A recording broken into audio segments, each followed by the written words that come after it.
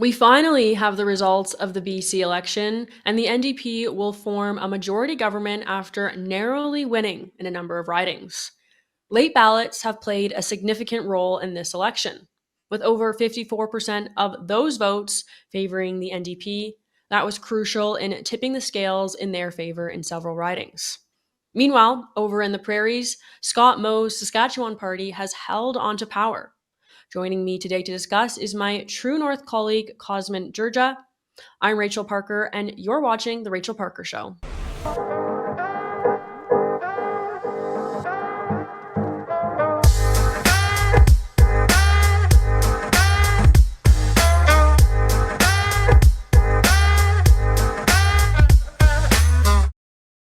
Hey everyone, I'm Rachel Parker. Welcome back to the Rachel Parker Show. I know we spent an extensive amount of time on the BC election last week. However, at that time, we were still waiting to know the final results of the election. As you guys know, it took a week to get the results, and in some cases, there is still recounts ongoing. We now have those results. The BC NDP squeaked out a majority government with, as I said in my opening, many of those late ballots swinging in their favor. Joining me today to discuss is my colleague, Cosmin Dzsurdzsa. Cosmin is based in BC, and he's been doing a fantastic job reporting on the election thus far. Cosmin, thanks so much for being here today.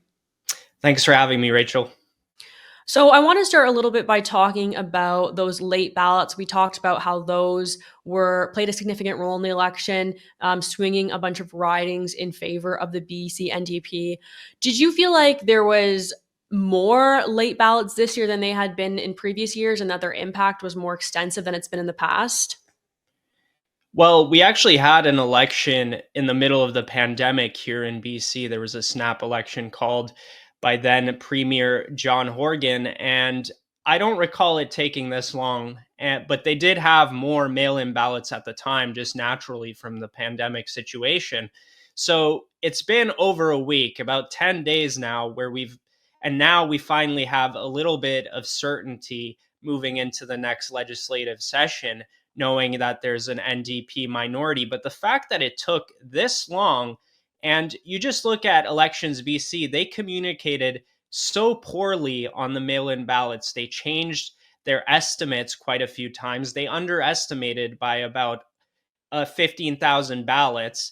And then we have the situation with the absentee ballots as well. So it just doesn't make sense how poorly they spoke to BC British Columbians throughout this whole election.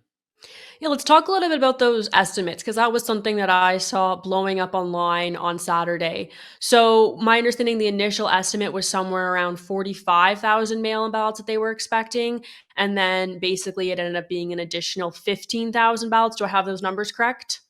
Yeah, I think it was around there. It might have been 49,000, and then now it's at 65,000. They might have actually added another thousand in the last few days. So it's just been all over the place. They can't get their numbers right, and it doesn't really spur the confidence people have in election should have in the people who oversee their elections.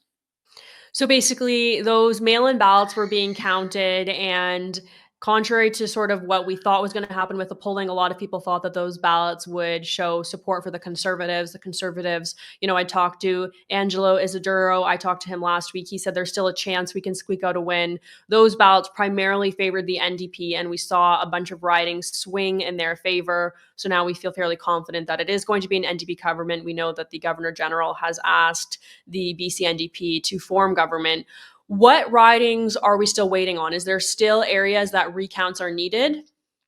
So yes, there's a riding in Surrey. I think it's Surrey Center or Surrey Guildford, and then there's also a riding in Kelowna as well that needs to be recounted. There was so many like super close ridings. There was one in Juan de Fuca Malahat here on the island, within 20 votes. Like, we're talking about the narrowest election possibly in BC history. Everybody knew it was going to be close, but we had no idea it was going to be within a few dozen votes in some ridings. So that automatically triggers a recount.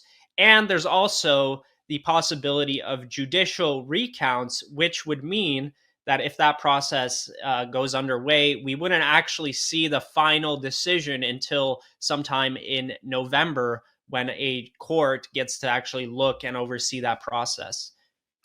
What is sort of the momentum on the ground right now when we talk about, you've mentioned that it's like one of the closest elections we've ever seen in BC, with many ridings being decided by less than 20 votes. And, there's been a lot of concern about the way that Elections BC has handled this. As you mentioned, we thought there was less than 50,000 mail in ballots. All of a sudden, Elections BC announced that there's actually another 15,000. That was not communicated very well. I think a lot of people have a lot of distrust in Elections BC right now. Are people that you're talking to in BC, are they feeling confident in this election, or is there concern that there was cheating, or even just that it was simply communicated poorly and people are unhappy with Elections BC? What's sort of the momentum on the ground right now? Sure. So I don't think there's anybody with a horse in this race who is doubting the election outcome. We've seen John Rustad come out with a statement accepting the results. Everybody seems to realize that this is what happened. I think the issue is with Elections BC, how poorly they communicated throughout this whole process to British Columbians. They didn't really, like I said, they didn't inspire confidence in people in the way they handle this entire thing. So yeah, I think people have accepted the outcome. I think the parties themselves are gathering. I know from Angelo, he said that the Conservatives have had a preliminary caucus meeting and they're getting prepared to act as the opposition. But the question remains, how long will this government last? How long will the BC NDP majority last? Because we're talking about a 47 seat majority. If they lose one person, somebody misses a vote, somebody doesn't show up to work, then there's the potential of an election, of a non-confidence vote. And we have those two deciding Green MLAs who were also elected who could play a role. So, and John Rustad himself in his speech on election night said he is looking to trigger an election as soon as possible. So it's definitely a possibility. And I think a lot of people are feeling election fatigue. We know we just had an election in New Brunswick. There was an election in Saskatchewan. There's another election coming up. You would know very well with your show on the United States. So there's a sentiment that all these elections are happening all at once. It's crazy. Yeah, definitely. I think you said it very well when you said there's no one with a horse in this race that's doubting the results of the election. I think people are more, the players, I should say, maybe not so much individual people that are observing or even some of the residents of BC, but certainly the people who are vying to form government right now have said publicly that they trust the results of the election despite some of the poor communication from Elections BC. I know my viewers will probably disagree with that. My viewers tend to not be, very pleased with the mail-in ballot process and just how long it takes to get election results these days. We've discussed it on the show extensively, both this show and some of my other shows. But one other thing that I wanted to ask you about on the topic of Elections BC was something that I saw online on Saturday that you actually tweeted about, was that Elections BC allowed supervisors to keep sealed ballot boxes in their homes. Can you tell me a little bit about what happened there? Yeah, so it was Breaker News that reported this story. They contacted Elections BC, and essentially their spokesperson said that in certain rural ridings, election supervisors are able to take sealed ballot boxes to their homes in order, they claim, to ensure the security of the election outcome. It's a crazy thing. I think this has been happening for some time, but it's only coming out now. And it makes me wonder, like, how many ridings, like how many poll stations did this actually happen? Who were the individuals? Like, what sort of guarantees were in place with the seals to prevent any election tampering? uh, that's yet to be seen. Whether I don't think there's been any investigation from the RCMP like there has been in the past into election tampering. But it is a crazy thing to admit that there's people working elections taking ballot boxes home with them. Yeah, as you mentioned, it seems like there's still more questions that need to be answered. I know you're very busy, but if you had some time to put in a information request, I feel like that would be sort of a ripe for opportunity because I think that won't sit well with people. Election officials, why can't these be locked up in a safe somewhere? I don't think they should be. And not even necessarily to criticize the supervisors themselves, but I think, just having it in your home, people are coming and going, you don't know who's there. I think it leaves me with a sense of unease, and I know for a lot of BC residents, from what I've been seeing online, I think it leaves a lot of other people with a sense of unease. Cosmin, thank you very much for your time today. We'll look forward to following your coverage on this issue further. Thanks, Rachel. All right, everyone. So there you have the results of the BC election. It did not go the way of the Conservatives that we were hoping for. However, that being said, I don't think we can really underestimate the impact of the BC Conservatives. Angelo talked about this extensively last week, but they really went from a party that no one took seriously. They didn't really even have a horse in the race. They weren't even considered as a viable option. And now they're just a couple seats away from being able to form government. And with things so close in BC right now, it seems like it'll be very difficult for EB to hold on to power for another 4 years. Certainly, my sympathy to the residents of BC. I mean, it seems like things there are worse than ever. I can't imagine how it would be very easy to live under that government right now. I've seen some funny memes. I feel like maybe we should throw one or two of them in for you guys. But of people being like, it's finally time to leave Vancouver for the prairies. So I expect in a number of weeks, I'll be meeting more people who've moved here from BC. And I actually meet people in Alberta all the time who have moved not only from Ontario, but from BC. I think because in both of those places, young people are getting priced out. We know that was a big problem for the EB government. And they tried to basically go after the Trudeau Liberals for young people feeling the pressure. And so I think we'll continue to see that flow. Essentially, it's brain drain, right? Because all the young, talented, working individuals who should be filling jobs in the labor market are leaving for other provinces because they can't afford to live where they grew up. And it's actually a very sad thing. I've come to love living in Alberta, but the primary reason that I moved here was simply because I didn't see opportunity in Ontario. I didn't really see a future for myself just because of how unaffordable it was and how difficult it was to get by. And it's just a different situation in Alberta. I think even in Alberta, prices are going up, but your money still gets you so much further than it does in Ontario. And so I think that'll ultimately be the impact of this win from the EB government, unless they see how close they were to losing and they take that as indication from the voters that things do need to change. But I think with these left leaning politicians, it doesn't seem to usually be the way that it goes.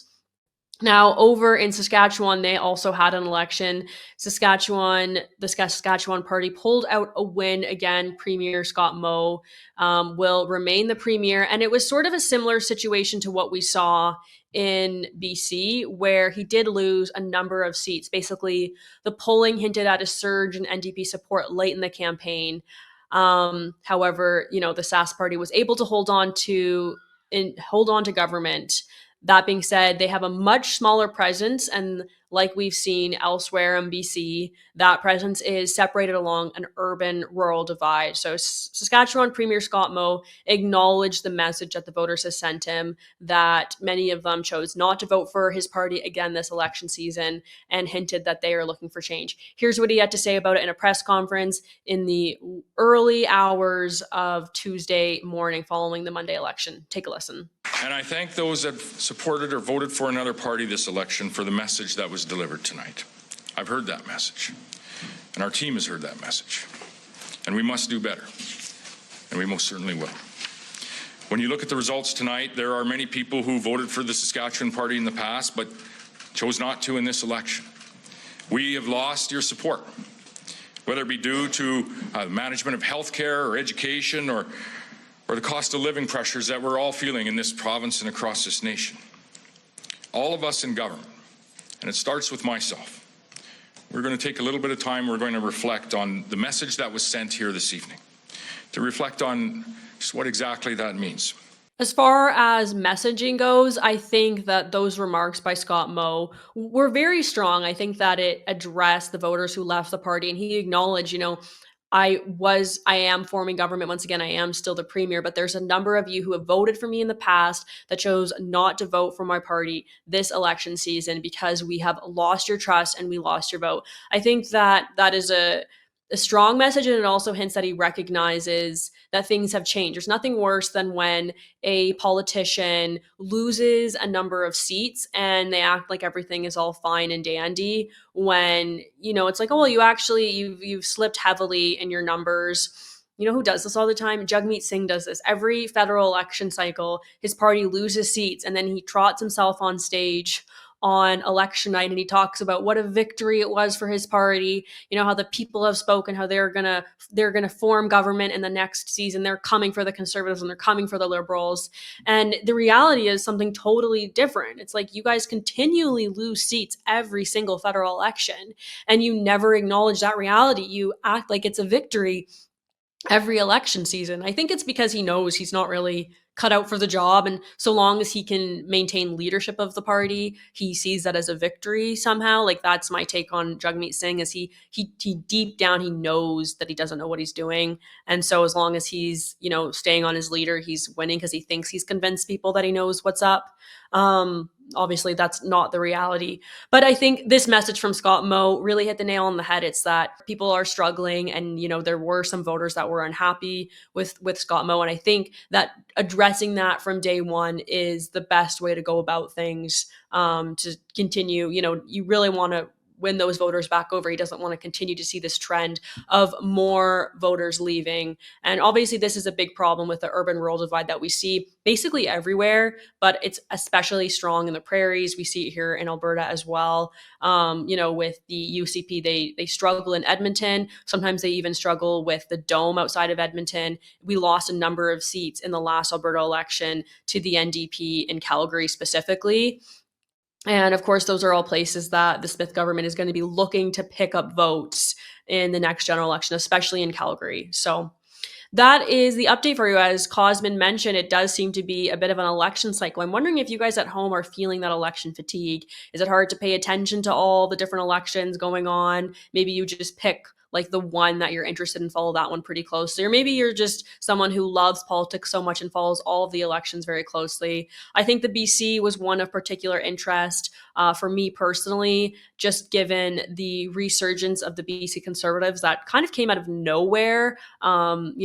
Big credit to the party, to the leader, and to my friend Angelo Isidoro and his strong leadership there. And then, of course, the election in the States. I'll have a show for you guys tomorrow on what we can expect on election day if we will know the results of the election, and maybe some of the nefarious activities to pay attention to that have already been going on and will absolutely continue to go on until election day. So you guys will want to catch Rachel in the Republic tomorrow for an update on the U.S. election.